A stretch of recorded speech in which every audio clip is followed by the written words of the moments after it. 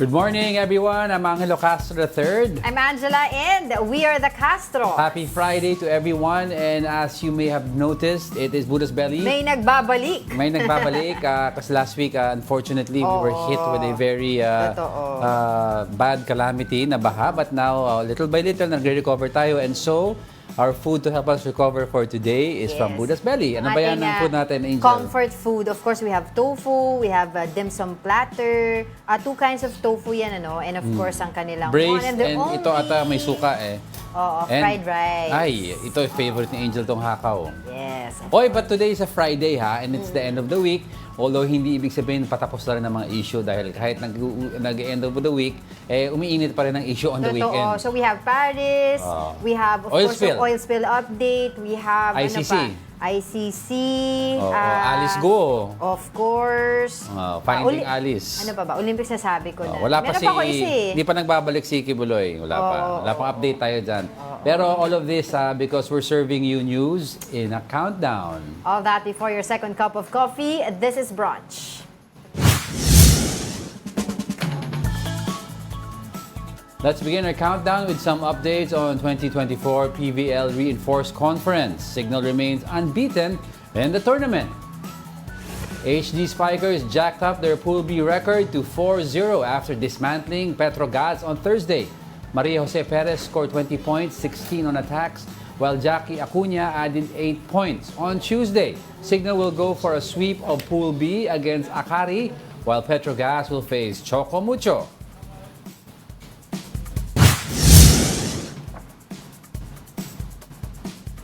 In our top 8, all valves of sunken MT Terra Nova in Bataan have been sealed. The Philippine Coast Guard, though, says they will need 2 more weeks before conducting siphoning operations. The seals need to be replaced with metal caps, which would take a week to manufacture and another week to install. Personnel from the U.S. Coast Guard and National Oceanic Atmospheric Administration are set to assist in the operations. So yan ang ating update dito nga din sa mga oil spills, and of course mayroon din tayong binabantayan yung isa pa na apparently yung isa yung Mirola. Yes, yun yung yun yung supposedly parang colorum kung tawagin, yung may may tumakas sila sa PCG. Yung may missing owner, supposedly. Kaya ewan ko kung nahanap na nila. Ang ano daw nun, nahuli sila ng NBI before. Yes, kasi this is not the first time. Yes, and kaya they've nga been, ang question doon, bakit sila nakapaglayag pa rin kung nahuli na sila before? Hindi, kasi parang ang alam nila is black market trading ata daw sila for fuel. So usually, nagsasmuggle sila. Yeah, and then they leave from ports that are not recognized from ng Coast Guard or nakabantay ang marina. Di ba? Yun ang nagiging... but they have to look for the owner daw because they could ask the owner, saan kayo nanggagaling? I mean, port of origin niya. Meron na silang information about who's the owner. Ayun na, hinahanap na lang nila. Cooperation na lang dun sa owner. Kung, at saka syempre... Kung kolorum yan, di magko-cooperate yan. At saka bakit nga sila nakapaglayag pa kung sila ay nahuli na ng umpisa. Alamin natin kung bakit. Yun. Apparently, ito palang Mirola na to ay mas nauna tong, kumbaga, sumadsad doon sa area, July 23 as compared dito sa Terra Nova. Abandoned July ship 26. Kasi ang ginawa dyan eh. Syempre, kasagsagan ng bagyo ng mga nakaraang araw. So, hindi agad na i-report sa PCG yung nangyari. Siyempre, hindi nila i-report yan. Ano sila, guilty sila eh. So, abandoned ship, nung nagkaroon ng bagyo, iniwan nila, na-discover through drone. Oo, but going back to MT Terra Nova, akala naman natin kaagad-agad nilang masasiphon yung mga oil, no? So, ang dami palang mga procedures pa dyan. And sinabi nga dito, it would take them 2 weeks pa para talaga maisagawa yung siphoning operation nila. Dahil eto sa ngayon, ang mga ginagawa nila, yung pagsiseal lamang ng mga valves para hindi nga magtuloy-tuloy yung pag-leak. Sa depth kasi ng pagkalubog ng Terra Nova, they have to siphon yung part na medyong nasa upper portion. Right. Para to release weight from the ship. Aangat yung ship ng konti. Pag umangat yung ship, i-force nila to mas mababaw so that pag in-access ng divers, hindi na mahirap. Kasi nahihirapan ng divers pag malalim at nagsasiphon sila eh. And then before pa they seal everything, they have to take out the oil kasi useless daw ang sealing habang may oil na tumatagas because yung parang yung pinagtatakip nila Yes. nag-ano daw, hindi fully nagko-cover or nagbabind sa Exactly. metal. Tsaka importante din dun sa area naman ng Cavite, meron na dun kasi fishing ban if I'm not mistaken kung if that's the term na kasi may mga samples na tsaka even yung mga residente doon at tsaka yung mga mangingisda nakakaamoy na sila ng gas. Yes. 'Di ba? So kaya nga sinasabi nila yung DSWD are already preparing for livelihood assistance sa mga apektuhan. Kasi Dahil lagi natin pinag-uusapan main dito, source of livelihood yan eh.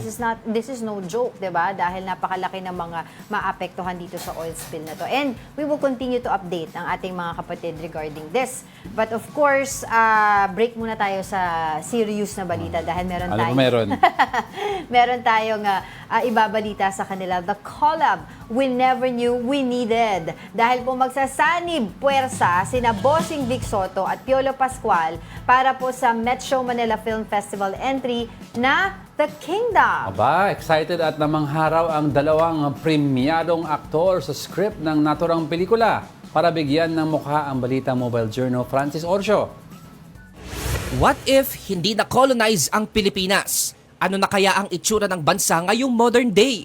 Or what if pinamumunuan tayo ng mga hari at reyna? Yan ang ilan sa mga what ifs na sasagutin sa pinakamalaking pelikula ng taon para sa Metro Manila Film Festival, ang The Kingdom. Pagbibidahan lang naman yan ng mga premyadong aktor na sina Bossing Vic Soto at Papa P o Piolo Pascual. Sa ilalim ng malalaking producers, ang MQuest Ventures, APT Entertainment at MZ Productions. Aminado si Direk Mike Toviera, ang The Kingdom Director at APT President and CEO, na dream project niya ang pelikula. Hindi matutuloy itong proyektong to kung humindi si Bossing o kung humindi si Piolo. Kasi sa akin, in the puzzle, sila yung first two big pieces eh. Okay. Nung umuo sila, wala na, everything fell into place. Ika nga, the collab we never knew we needed dahil first time magsasama sa big screen sina Bossing at Papa P.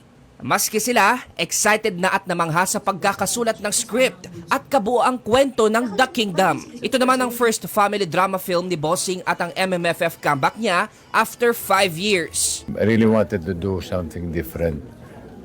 Ibang-iba sa lahat ng ginawa ko. Hindi ako nagdalawang isip. Laban to, sukol. I mean, how can you say no? The beautiful project. Mahirap pag humindi ka. It's an opportunity. It's a beautiful project. So parang, it's a privilege to be part of this kind of project. Set in the modern day Philippines, masasaksihan kung ano ba ang Pilipinas ngayon kung hindi tayo sinakop. Ipinasilip na rin ang inspirasyon sa mga costume designs, royal artifacts, ang mga tattoo symbols na ilalagay sa katawan, ang loob ng palasyo at trono ng pinuno, pati na ang pagkonsulta sa mga historians. At marami pang iba na kaabang-abang.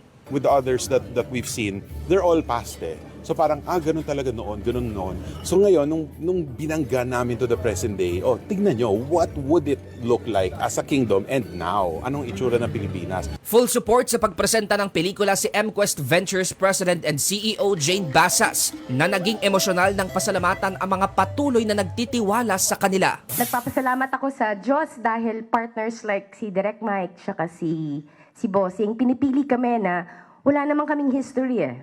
Lalo na pagdating sa film, naiyak ako.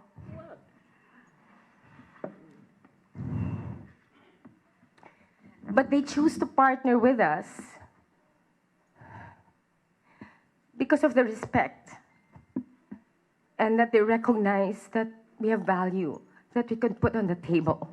Ang kaabang-abang na pelikula mapapanood sa Metro Manila Film Festival 50th Anniversary sa Disyembre. Mobile journalist Francis Orcio po, hatid ang mukha ng balita. Yun nga. Tama nga naman. The collab we never knew we needed. So we are very excited para dito sa magiging collaboration ni Bossing and of course ni Si Papa Piolo, P. dating box office king, tapos king, isa sa mga king of comedies. Right. One of the king of comedies, pinagsama sa isang pelikula. It's something to look forward to. Alright, now coming up, Senator Raffy Tulfo seeks to suspend travel tax, which he says is unconstitutional. And the Justice Department says it won't block the ICC should it decide to arrest those involved in the drug war. We are just getting started, mga kapatid. More of our top 10 news when brunch returns. Keep it here on One News.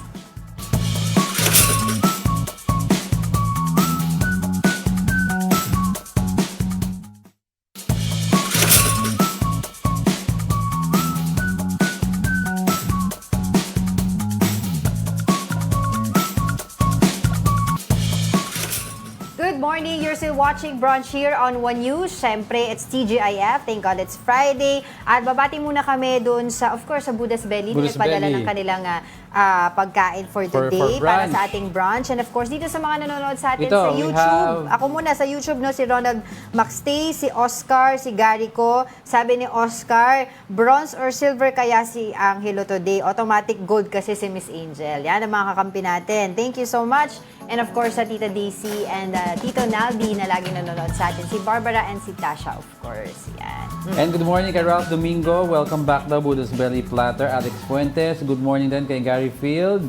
Happy weekend daw sa lahat ng mga nanonood sa atin. Oo nga, weekend na pala. Si Oh, Mother ayan. Earth, si Mina Benales, ng Jessie Mendez and the rest of the family there. Oh, Jessie Mendez family natin. Good morning sa inyong lahat po. Alright, let's continue with our countdown. On our top 6, Akbayan is now drawing up a Senate slate for the 2025 polls.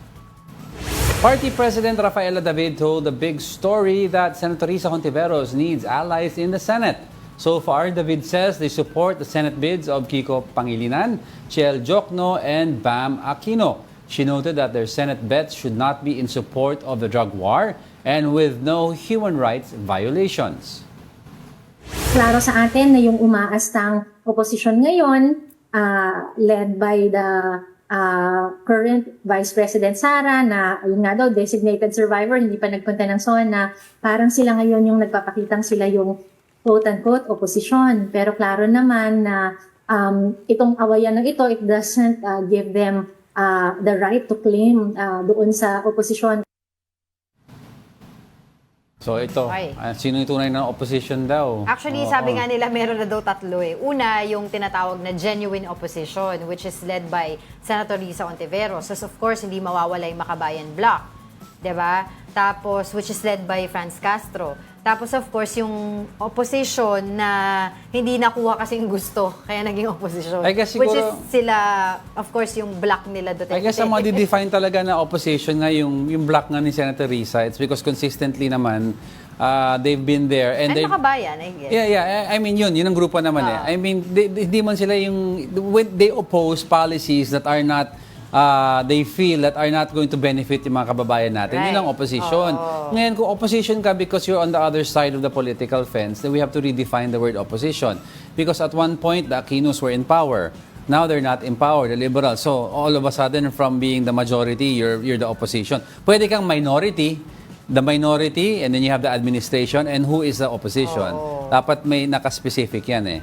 So, makikita Well, natin so yung far- mga alyansa na But gagawin nila. based sa words kasi, no human rights violations Oo. against the drug war. Well, I think Senator Bam Aquino, si Kiko, Senator Yun, Kiko, yung they really fit that. nilapitan na nila eh. Oh, they Oo. fit that slate. So let's see kung sino pa ibang mga kasama ni Senator Risa. Senator Risa kasi survived a lot of elections na hindi Nakita makapasok. natin na siya lang yung mag-isa na lumalaban, di ba? Maganda Sa ang opposition. malakas ang political base niya. She has the base for it. So let's see. At lumalakas pa siya lalo dahil dito sa nangyayari Alice na Pogo hearing, di ba na siya ang committee chair. And Dyan sabi kasama nila, niya si Senator Rita she won the hearts of many BBM supporters when she stood up for BBM. Kaya nga ngayon mapapaisip ka dahil dun sa mga nangyaring political brouhaha. 'Di ba? Sino ngayon yung magkakampihan? Kasi before, magkakampihan doon, mag-aalyansa. If I can remember it correctly, may sinabi si Senator Trillanes, baka po pwedeng makipag-alyansa sa administrasyon Mukhang it ngayon didn't work. because parehas. Pero It didn't work if out. you will ask naman yung true-blooded liberal, No. no sila eh. Diba? Okay.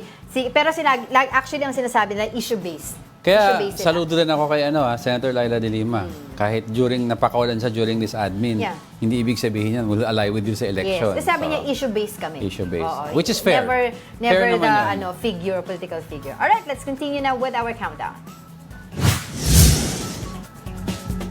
Going to the fifth spot is the Flood Control Master Plan. Department of Public Works and Highways or DPWH Secretary Manny Bonoan has clarified his earlier remark about the lack of National Flood Control Master Plan.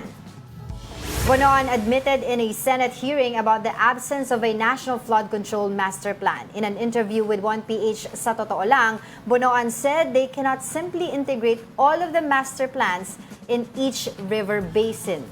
He said these master plans have to be constantly updated to respond to climate change. Bunoan added the need to do more dredging of rivers as part of the country's flood response.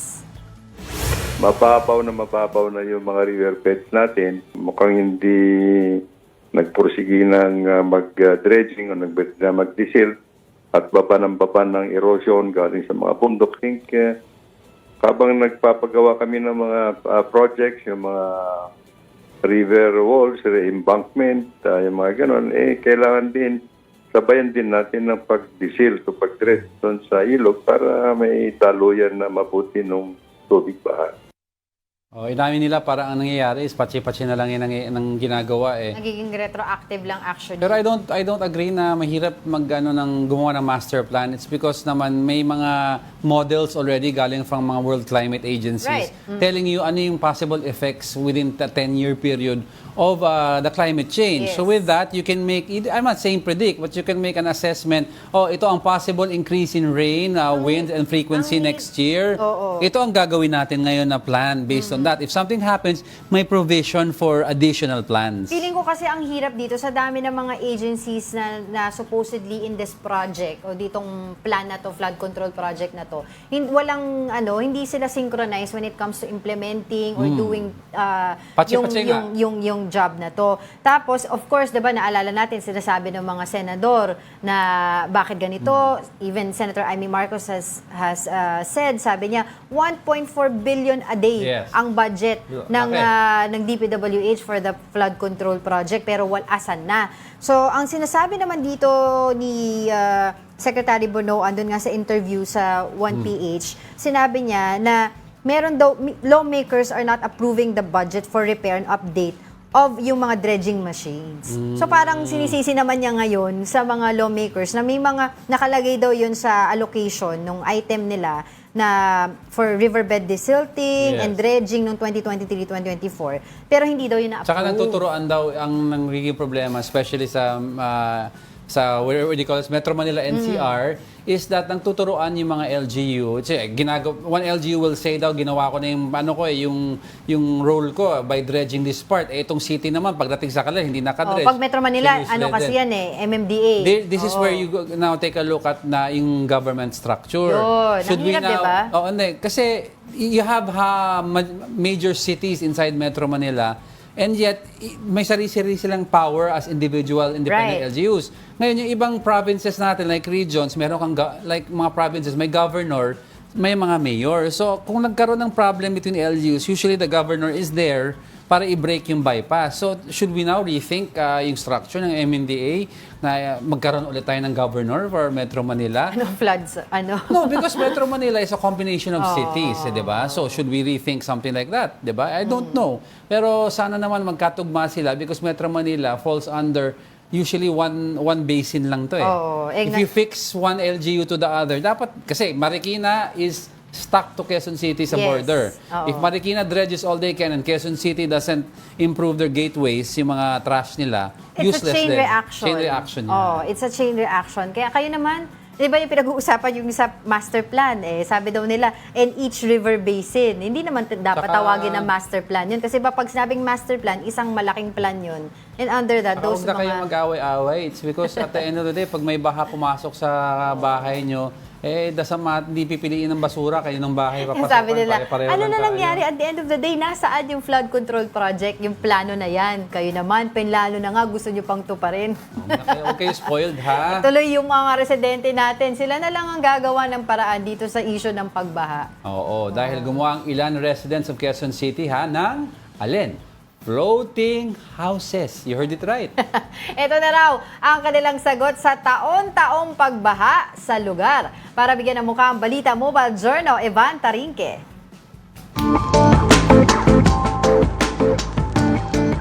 Sa nagdaang kalamidad, palaging balita ang mga bahay na nalulubog sa pagbaha. Kaya ang ilang taga-Greenland Farm sa Quezon City gumawa ng tinatawag na floating house. Tabing ilog at tabing creek ng New Greenland, kaya naman umaabot daw sa 12 feet. Ang taas ng tubig baha noong malakas ang ulan. Low-lying area kasi ito, kaya ang ilang residente pinaghandaan na ang pagtaas ng tubig at gumawa ng kanya-kanyang floating house. Isa na ang bahay ni Kuya Noli sa mga itinuturing na safe house sa lugar. Flood-prone area tong lugar na to. Ginawa yan para lahat ng gamit, kung sakasakali man na bumaha, lahat ng mga gamit may aakyat dyan, may safe. Effective naman daw talaga, gaya nung manalasa ang habagat na pinalakas ng bagyong Karina. Halos lumubog na ang mga puno sa kanilang lugar. Pero si Kuya Noli, parang nasa second floor lang ng kanilang bahay. Ngayon pala, ay lulutang na. Yan, umabot na sa tarpaulin yun ng DOST, yung tubig. Patuloy naman sa pagtaas tong floating house, okay lang. May 33 na malalaking drum sa ilalim ng bahay para ito ay lumutang sa mataas na tubig ng baha. Nakakabit din ang bahay na ito sa mga metal post na sementado ang ilalim para hindi ito anurin ng tubig. Habang tumataas po ang tubig, tumataas ng drum, sumasabay din po ito. Kaya buong floating house po tumataas. Sa ngayon, may 4 na floating house dito sa Greenland at halos pare-pareho ang mga disenyo na may drum sa ilalim. Kaya malaking tulong daw para may salba ang kanilang ari-arian mula sa pagbaha. Experience namin lagi dito, bumabaha taon-taon, kaya naisipan namin gumawa ng ganyan para ma-save namin yung mga gamit namin. Tsaka kami na rin, tao. Hindi kailangan ng mga advanced teknolohiya pangontra kalamidad. Minsan, diskarte at imahinasyon lang ang kailangan upang maligtas tayo sa kalamidad. Mobile Journal, Ivan Taringki po hatid ang muka ng balita. Tayo na lang talaga gagawa ng paraan. Floating houses. Interesting. Okay, ano ba ang pag-uusapan pa natin? Switching gears for our top 4, Senator Raffy Tulfo wants travel tax to be suspended. Tulfo described travel tax as unconstitutional and a hindrance to Filipinos' right to travel. The senator suggested finding alternative sources of funding if the travel tax is removed. Travel tax rates range from 1,620 pesos for economy or business class to 2,700 pesos for first class. Itong travel tax, siguro magpapasok ng resolution, batas na sisibakin na to. Unconstitutional to. Dapat every Filipino has the right to travel. Ito ay nagiging parang hindrance. Itong batas na ito, 1956 pa po ito. At that time, ang parang pinapatravel lamang yung mga mayaman, elite. Ngayon, kaya naman ng mga regular person na makapag-abroad, mag-ipon sila at gusto magbiyahe, pero tataksan sila. Diba? Dapat din na tinataksan. Okay, so tinatanong nga nila, saan ba dinadala yung mga travel tax fund na yan? Ano saan pinopondohan? Improvement ng airport, diba? Actually daw, yung fund, 50% of that goes to CHED and part CHED. of it goes to National Museum and 40% doon sa Tourism Infrastructure and Enterprise Zone Authority or TIEZA. Ang sinasabi okay. ni Senator Raffy Tulfo, syempre sinasabi ng iba, pag sinuspend nyo po yan, mawalan po ng budget itong mga to. Sabi, hanapan nyo na lang sila ng Iba. magpopondohan. Kasi kung sinasabi nga ni Senator Raffy na this is unconstitutional. Right to travel. Right to tapos travel. tataksan mo Kasi pa. daw before, yung 1956, ang pinapatravel lang doon yung mga mayayaman and So, as compared now na access we're in a to different all. time. Oo. Actually, yung mga promo ng Ang mga mahal ticket. kaya? Hindi, kasi may mga promo ng ticket supposedly. Yeah. 3,000 na lang. Pero it ends up nadadagdagan minsan ng additional 7,000 to 8,000 because travel tax leaving the airport, travel tax entering the airport. Oo. Diba? So, pag first class ka, diba, current travel tax rates range from 2,700 for first class. Tapos 1,620 for economy or business. Okay. Okay, sige, let's continue now with our countdown. Moving over now to our top 3, the manhunt continues for suspended Bamban Mayor Alice Go. The Justice Department believes that Go is still in the Philippines, citing information from various agencies. Senator Win Gatchalian had previously expressed concern that Go might have left the country. The embattled mayor is facing multiple charges over her alleged involvement in offshore gaming operations. Meantime, DOJ Secretary Boying Remulla warns immigration officers against extorting money from deported POGO workers. Paprangkahin ko kayo, no? Huwag sana sila mag-iisip. Maraming elements within the BID. Nagagawa pa sila ng pera, palabas na yung mga incheck. Yung mga Chinese, sorry about the term. Pero palabas na itong mga tao, preparahan pa rin. Maraming corrupt elements within the BID. Let's help the President wrap up this problem para matapos ito na maayos. Let's get the latest developments on suspended Bamban Mayor Alice Go. We have with us her legal counsel, Attorney Stephen David. Good morning, Attorney. Thanks for joining us again. Good morning. Good morning, Angela. Angela. Yes. Morning. Opo, syempre unang-una, gusto po natin i-confirm, can we confirm that Mayor Alice Go is still here in the Philippines? Well, 2 days ago, usap na sa Pilipinas. So, wala naman siguro reason para hindi ko siya paniwalaan. Tsaka ng Bureau of Immigration na nandito pa rin naman siya sa Pilipinas. Sa pag-uusap po nyo, Attorney, was surrender at the table. Did you pinayuhan nyo ba siya about what is happening? And of course, may pending kang supposedly pinag-uusapan ng COMELEC also a possible misrepresentation case. Well, siyempre lahat ng case natin sa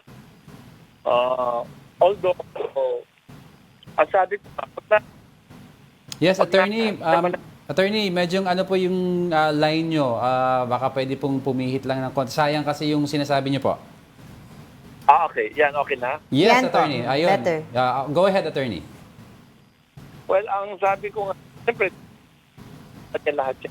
Pero, ako kasi may service sa mga co-warranto. Wait lang Attorney. Sorry, sayang kasi po yung oras ninyo eh. Kapag hindi po tayo nagkakaintindihan, medyo po meron pong technical difficulties. May we ask po siguro again to call you again para po maayos po natin yung linya. Very critical kasi ang sasabihin ni Attorney, so we want to hear everything. Sayang naman yung oras. Okay? Alright. Okay, don't go away because we're not done yet. Marami pa tayong pag-uusapan. Alright, marami pa tayong pag-uusapan. And we have Attorney also, we're waiting for him. Alright. Stay with us.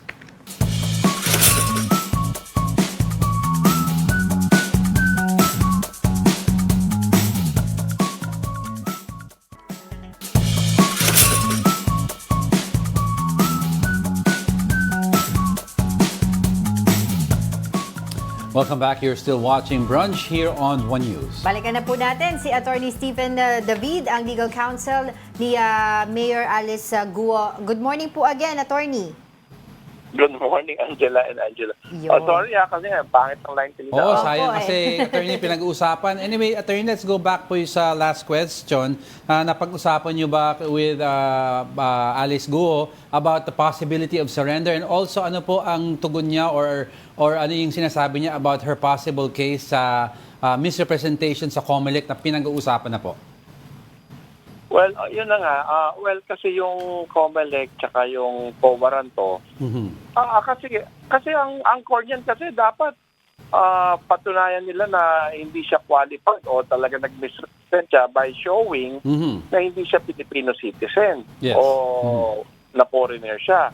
Pero sa ngayon kasi ang reservation ko dyan on legal point, meron naman siyang passport tsaka meron siyang birth certificate na valid naman. That is a very strong presumption na Pilipino siya. Kung yung funding niya na nakita lang sa Pilipinas, ang presumption Pilipino siya paano pa kaya siya na meron birth certificate at saka so paano kaya magpo-prosper yung mga ganong cases? Kasi pag na-receive ko yan, papailan ako ng motion to dismiss. Parang sa akin premature. Right now, nag-file sila ng case sa Tarlac, na-question yung kanyang birth certificate. So, bakit?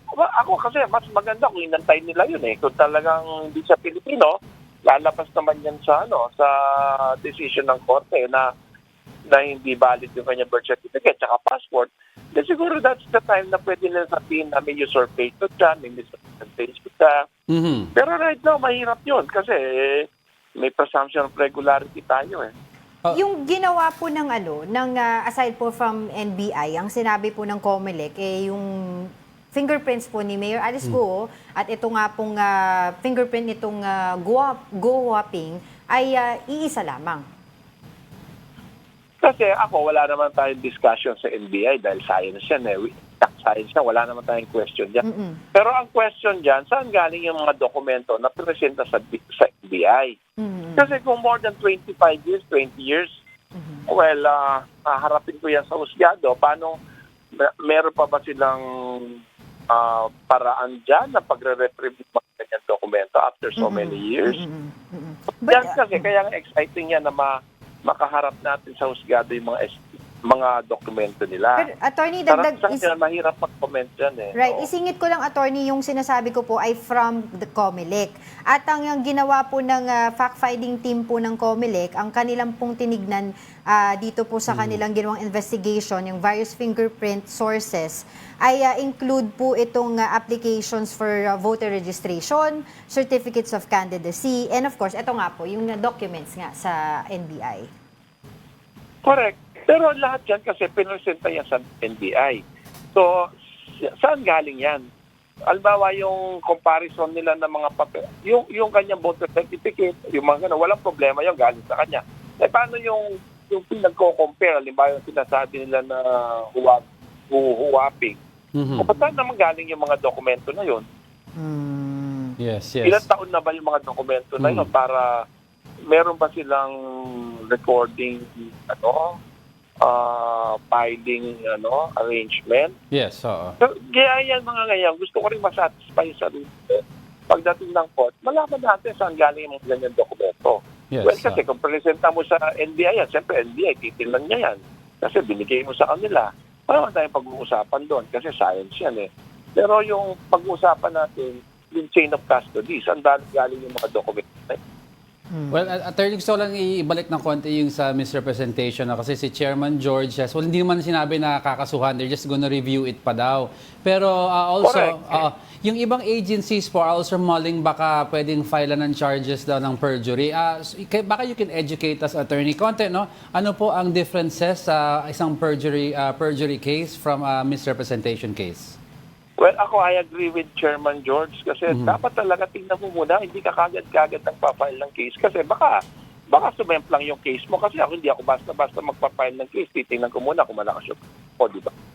Well, yung perjury kasi pag napatunayan mong nagsisinungaling. Kumbaga, itong dokumento na to versus sa dokumento na to talaga consistent talaga at may magsasabi talaga na mga fake to. File mo na perjury. Okay. Perjury yun. Pero ang point kasi dito, yung dokumento na sinasabi nilang, ginagamit nilang based sa comparison, more than 20, kung sinasabi nilang 13 years old lang, more than ilan na yan, 25 years. Saan galing yung mga dokumento na yan? Sabi niyo po, nakausap niyo si Mayor 2 days ago and sabi niya po, nasa Pilipinas pa siya. What else pa po yung pinag-usapan ninyo if you're at liberty to discuss that with us? Well, basically, hindi ko pwedeng i-discuss in detail. Pero siyempre yung mga defenses niya tsaka yung mga strategy namin, paano kaharapin niya. Yung pagpo-post po niya ng ang tawag po dito ng mga post po niya sa Facebook nung mga nakaraang linggo at sinabi nga po ni Senator Risa Ontiveros mas marami pa siyang attendance sa Facebook kaysa po sa hearing. Did she ask you po na kung po pwede siya mag-post sa social media niya or basta lang po niya ginawa yun? Alam mo, lahat naman ng tao karapatan nila yan na express. Mayroon tayong freedom of expression. Kasi sa ngayon, ang daming cyberbullying sa kanya. Alangan namang hindi niya sagutin yung mga yan. How do you defend the truth kung ina-attack ka ng lies? Di ba sabihin mo naman yung yung side mo. Guaranteed naman ng Constitution yung freedom of expression. Wala naman tayong pag-uusap dyan. Kung gusto Yes. niyang gawin yun, that's within her right. I'd like to Siyempre, ask... kung ikaw naman, Oo. na-atake ka ng kung ano-anong atake, alam mo hindi ka sumakot, di ba? Yes, that's right. Attorney, gusto ko rin tanungin, di ba, ang dami-dami kasing pinag-uusapan about this case. Kamusta na po ang mental health ni suspended mayor? And is surrendering an option po in case all these charges are officially filed, if they are filed? Oh, well, siyempre, ako kasi as a lawyer, kasi I will never advocate yung fugitive tax. Kasi sayang naman yung buhay mo kung magtatago. Anong klaseng buhay naman na tatago ka, di ba? Samantala, kayang-kaya naman nating harapin yan. In fact, ako, tiwala naman ako sa depensa. Tiwala ako sa depensa namin. So, ako, I really want her to participate in the legal proceeding. Yes. Oo. Alright, sige po. Maraming salamat po sa inyong oras. Yan po ang tinig ni Attorney Stephen David, ang abogado po ni suspended Mayor Alice Go. Salamat si Jella and Boss Angelo. Salamat. Opo, Salamat. thank you po. Yun, at least nalinaw yung line. Medyo maganda kasi yung pinag-uusapan. Mas klaro na. Yes. Alright, let's go straight to the next. On our second spot, Congressman Rodante Marcoleta tags Comelec Chairman George Garcia in offshore bank controversy. Marcoleta says Garcia owns an offshore bank account in the Cayman Islands, presenting copies of bank transfer receipts. The lawmaker says they tap volunteers in the U.S. to make bank transfers to verify those bank accounts. Now, last month, he revealed that at least 1 billion pesos was transferred from different banks to the accounts allegedly linked to a Comelec official. Sabi niya, Diyos ang aking saksi. Wala po akong account kahit isa. Dito po napatunayan, dalawa na po yung napatunayan ko na meron, hindi isa, dalawa na po. Aktibo po itong mga ito. Garcia maintains that the accounts presented by Marcoleta are fake and just used his name. The full body chairman has also expressed his willingness to face all the accusations in a formal investigation proceeding. Hindi po pumapayag doon na ang address ay sa Pilipinas. Kung ikaw ay account holder, dapat ang address sa abroad. Bakit po nakalagay yung address ko, tinitirhan ko sa Makati City? So doon pa lang po, alam po nating fake. Chairman George also, I think, has waived some of the yung accounts na yon to check para ma-verify ng mga tao kung accounts nga niya, di ba? And may mga ibang banks na daw nagsabi na hindi nga daw sa kanya yung account or existing yung ibang accounts na ipinupukol sa kanya. Oo. So, itong documents that was shared by Representative Marcoleta na pinakita niya po sa media are the two accounts that were under Scotia Bank and Trust Cayman, no? The Bank of the New York Mellon. Yun yung sinasabi niya na, well, allegedly, sabi nga niya, meron daw kasi may mga transactions doon na deposit na ginawa, may volunteer daw sa New York na nag-deposit ng $100 sa account ending 8562 under the name or showing the name of George Erwin Mojica Garcia. Yeah. So, yun. Yung authenticity ng document na yan, hindi din natin alam. Proper forum, yun ang sinasabi nila eh. Diba? Parang dun din, yung kay Mayor Alice Go, yung kanyang lawyer. Diba? Para daw mas scrutinize yung mga dokumento, proper forum. Sinabi na rin naman ni Chairman George na whatever new bank accounts may arise from certain issues, he's willing to waive all of his rights daw para makita, ma-check yung accounts at matapos na daw itong issue na to. Dahil wala daw siyang tinatago. Of course, si Congressman Marcoleta, when we spoke to him one time, diba, he said he was willing naman to talk to Chairman George kasi kaibigan daw niya si Chairman George. Oo. So sabi nga nila, 'di ba, nagsulat nga ito ng nagbigay ng sulat itong nga si Chairman George Garcia sa National Bureau of Investigation at nakalagay nga dito yung request niya na maimbestigahan itong mga alegasyon na to na meron siyang mga offshore bank accounts. So, patunayan na lang.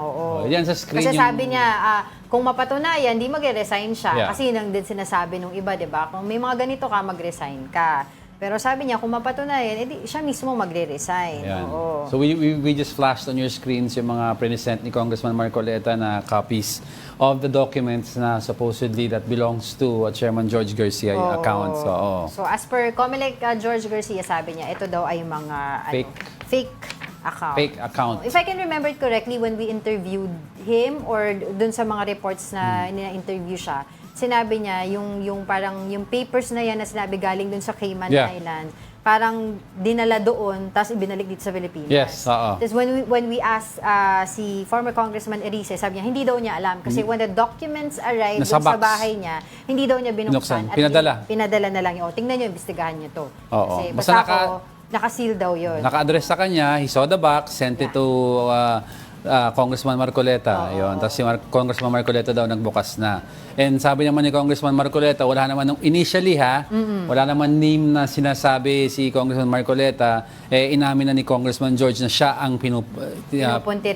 Oo, siya daw yun, yung Comelec official na yun. So, okay. Sige, abangan pa natin yung magiging development nitong issue na ito dahil hindi po, of course, syempre gusto natin malaman yung katotohanan behind this. Kasi dahil nakasalalay po ang election and we want to put all of this aside kasi if hindi ma-resolve to, it will cast a doubt on the authenticity or the results of the election. We don't want that to happen. Of course. And lahat naman ng hamon kay Comelec Chairman Garcia, sabi naman niya, di ba? Let's face it. Let's face it. Sige, antayin natin yung magiging development ng issue na ito. But for the meantime, let's continue with our countdown.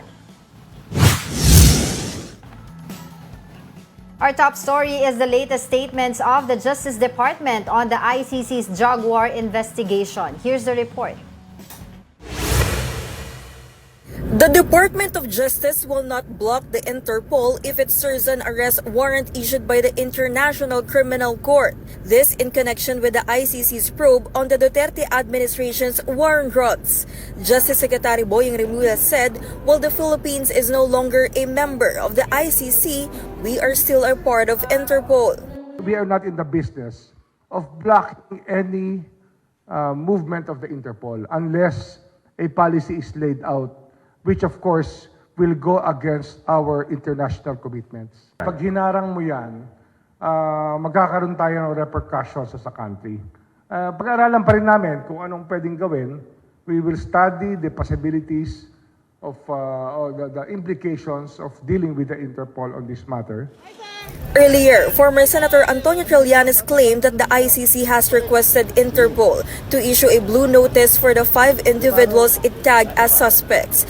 They are Senator Bato de la Rosa, retired PNP General Oscar Albayalde, former Criminal Investigation and Detection Group Chief Police Major General Romeo Caramat Jr., National Police Commission Commissioner Edelberto Leonardo, and former Chief Intelligence Officer Brigadier General Eleazar Mata. May blue notice na sila sa specific countries. Meron na lang. Yun po ang aking impormasyon dun sa lima na yan. Kaya pagka lumapas po yan sila dito, makakalabas sila kasi hindi dito ilalagay. No? Hindi makikita dun sa receiving country natin. Pero dun sa port of entry, nung bansang pupuntahan nila, doon sila. Meantime, Solicitor General Menardo Guevara reiterated that the government will not cooperate with the ICC. However, he said they will not block the foreign court if it directly contacts the suspects in the drug war. No, we will not get in the way. The ICC prosecutor can do that voluntarily by himself, directly talking to these 5 people. For now, the DOJ is preparing a legal brief for President Bongbong Marcos detailing all his options regarding the ICC. For News 5, Camille Samonte, we are One News.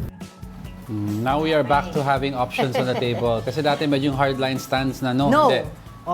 Now parang no is being defined as we will not assist but we will not hinder. Oo. At ang stand nila talaga sa ICC ay sabi nila, we have an independent judiciary system kaya di sila makaka-cooperate. Pero ngayon, na medyo naiiba nga yung ating tono ba tawag doon, nakakita ng, can I say butas or paraan para magkaroon ng cooperation dito dahil nga dito sa Interpol na ang miyembro pa rin po ang Pilipinas. And in fact, ay kasama po ang Pilipinas pala sa founding members ito noong 1956. So, meron talaga. Pero, yun nga, sinasabi natin, ang Interpol, hindi naman sila yung magbibigay ng arrest warrant. No, hindi. Sila yung nagbibigay lang ng mga nag-issue ng information, ng mga notices, di ba? Yung mga Interpol incidents is response team. Interpol is a coordinating agency between nations affiliated with that ICC body. and Interpol. Oo. So for example, you have the FBI in the US and Interpol has somebody na an international fugitive. They will coordinate with that countries. Yes, hindi sila pwedeng investigative agency. sa gawa nung let's say for example ng arrest. So ang arrest pa rin, They can investigate. They can investigate pero ang arrest pa rin ay still police authority ng bansa. Yeah. So just in case here in the Philippines kung yun nga dito Kailangan magkaroon ng arrest, accompanied. PNP ang gagawa ng arrest. Para ng Interpol agents accompanied by PNP to make it an official In other words, if ganon, hindi kung walang authority from the PNP yung arresting agency natin. Kasi PNP is the sole arresting agency We have NBI also who detains just for purposes of investigation. Right. So kaya nga ngayon yung medyo taliwas na sa sinasabi before nila Secretary DOJ Secretary Boying Rimulya na sabi niya pag-aaralan natin, 'di ba? Kung ano yung maaaring gawin diyan, 'di ba? Dahil before iba nga, 'di ba, pinag-uusapan nga natin dito na iba yung kanilang stand ngayon, iba na rin. But in, Gets mo? in fairness naman kay Secretary Rimulya, he's always used the word options. The options are with the President. He's always said that. Unless there are ground rules na ibibigay. Tapos ini-reiterate lang ni Secretary Rimulya that now it is the government's main stance that we maintain that we are already we have an independent and functioning judiciary system, but all the options are on the table of the President. Ganun siya lagi. So, ang mangyayari dyan, if the ICC orders the arrest of a suspect and courses through the Interpol, tayo, Philippines can yung order should enact it. Yeah, Philippines can carry it out, 'di ba? So, kasi nga tayo ay member state nitong Interpol. So, ang Pilipinas ang mag-a-assist sa Interpol in carrying out its mandate. And ang target dyan, if ever, are those involved, the respondents, suspects, and of course... Suspects na tawag na sa kanila. Yeah. Kasi nung una, Senator Bato, if you can remember, di Oscar ba, o Albayalde. yung sa Interpol, si Karim Khan ba yun? Di ba, very, yun nga, strong yung stand ni Rimulya. Hindi kami makapag-cooperate. Yeah. Di ba? Ngayon, yun nga, titignan, di ba, kung ano yung po pwedeng magawa, ano yung po pwedeng legal remedy. Course, di ba, doon sa... Basta, gusto nila kasi interviewin, 'di ba, muna itong allegedly person of interest. Pero ngayon ang tawag suspects na. Suspects na. Tsaka they were allowed naman to interview. Pero isa lang ang sinasabi ni PRRD, hindi siya magpapahuli ng buhay. I will not be caught alive. Yun nagsabi niya. Pero abangan natin kasi I remember, sinabi ni former Senator Trillanes noon, mga by July, magkakaroon na ng arrest. Basta itong time frame. Pero ngayon, August na wala. But in fairness naman, sabi, usually it's this period already. Let's see. But it's a Friday. Thank you for Thank you, Buddha's Belly. Buddha's Belly and all those who watched us all through the Bawi week. kami sa Bati next week. Maraming salamat po sa lahat ng viewers natin, sa comments nyo, sa mga reactions, violent, kind, and reactions. So, Team Angel daw nanalo ng gold this week. Always. Babawi ang Team Default Dragon next gold week. ako, di ba? Basta maka-podium finish, okay na sa akin. Uy, pero ang cute ni ni Carlos Yulo, yun sa kanyang Tupperware, naging viral yun. Alam mong Pinoy ka, Tupperware, plastic container. Alam mong Pinoy ka, may plastic container ka. May water jug ba siya? May ice? Yung pinaglagyan niya ng ng Kasi balita ko, mainit daw sa Paris ngayon 35 degrees. Nagagalit na ang konsensya ko. Wait lang. Sige. Uy, I'd like to leave everyone with a quote, not to confuse you, but the quote goes, to know and not to do is not to know. Wang Yangming. Yun ang nagsabi. And that wraps up today's episode of Brunch. Join us again next week, on Monday. I'm Angela Lagunsad Castro. And he is Angelo Castro III. We are One News. All sides, all the time. Happy Friday. Ingat Happy Friday! po.